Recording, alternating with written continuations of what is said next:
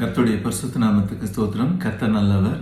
எபிரேயர் 1 அதிகாரம் 2 இயேசுவின் நாமம் மட்டுமே மகிமைப்படுவதாக. இந்த கடைசி நாட்களில் குமாரன் மூலமாய் நமக்கு திருவுளம் பற்றினார். இவரை சர்வத்துக்கும் சுதந்திரவாளியாக நியமித்தார்.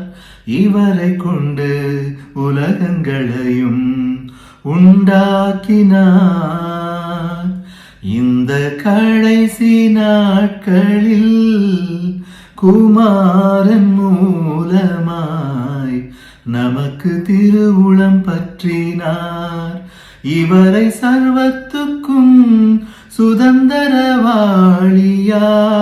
நியமித்தார்.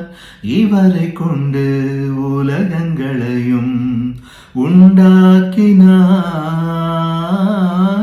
இவரை கொண்டு உலகங்களையும் உண்டாக்கினார்.